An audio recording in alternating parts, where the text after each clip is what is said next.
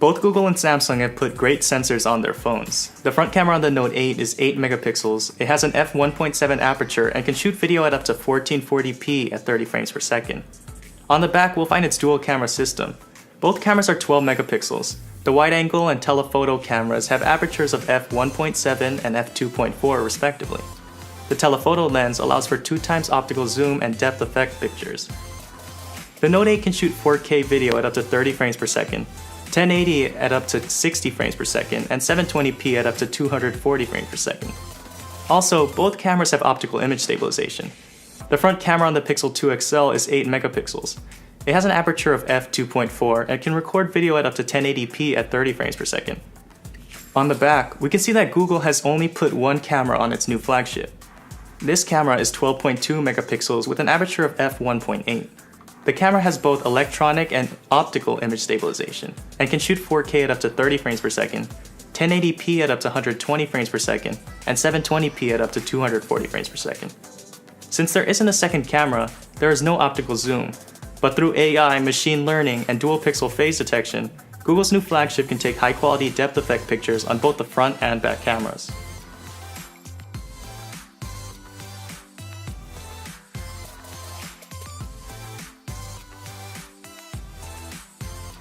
When looking at still images, both cameras seem to be able to pick up around the same level of detail.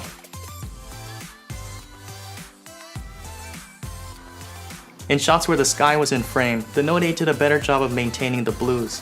The pixel shots appeared to slightly wash out the sky. Also, in some of these instances, the Note 8 could get better perspectives on shots due to its 2 times optical zoom functionality. It can get closer to the subject without degradation of quality.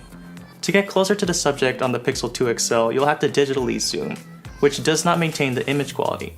However, in good lighting conditions, the digital zoom does okay. There were some shots where the Pixel 2 XL just took the better photo.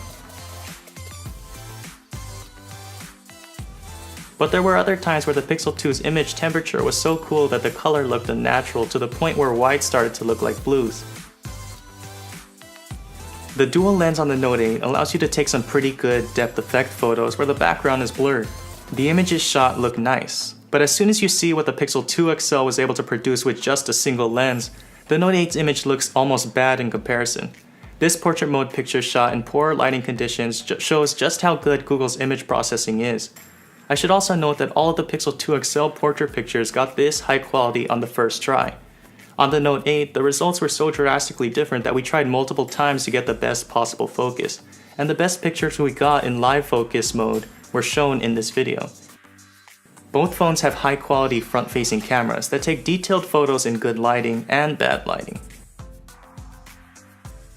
However, the Pixel 2 XL also allows you to use its portrait mode on the front camera, resulting in some really high-quality selfies. In low light, sometimes the larger aperture on the Note 8 led to images with more accurate color representations.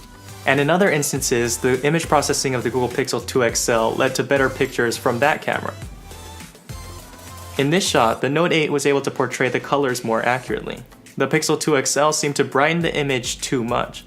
When the sky was involved, sometimes the Note 8 captured the dark blue of the sky better, but other times the Pixel 2 XL was able to capture the gradient of the sky better.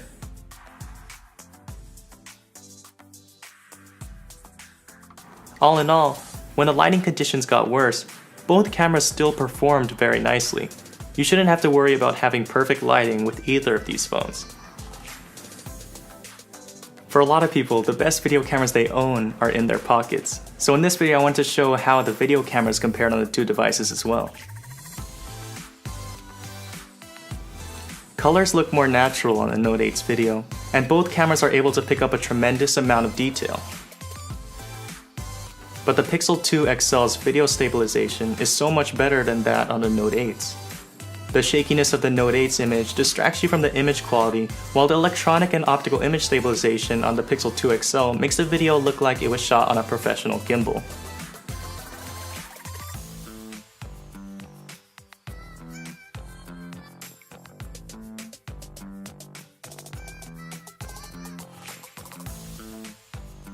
Now I'm testing the front cameras on both phones along with the image stabilization. I'm walking and it's kind of windy outside. There's a lot of noise, so I'm curious about how that picks up. Now I'm testing the front cameras on both phones along with the image stabilization. I'm walking and it's kind of windy outside. There's a lot of noise, so I'm curious about how that picks up.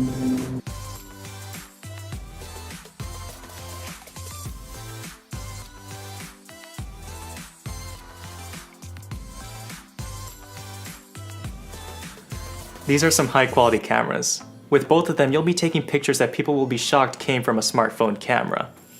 The Note 8 had its advantages in some shots, and the Google Pixel 2 XL had its advantages in other shots. The Note 8 has a second lens that can utilize 2x optical zoom. On the other hand, the Pixel 2 XL has such great image processing that it can produce some insanely high quality portrait mode images. Also, the Pixel 2 XL takes the win in video because of just how phenomenal its image stabilization is. The Pixel 2 XL's videos are so much smoother than the Note 8's that it doesn't even seem like I was using the same rig to shoot them.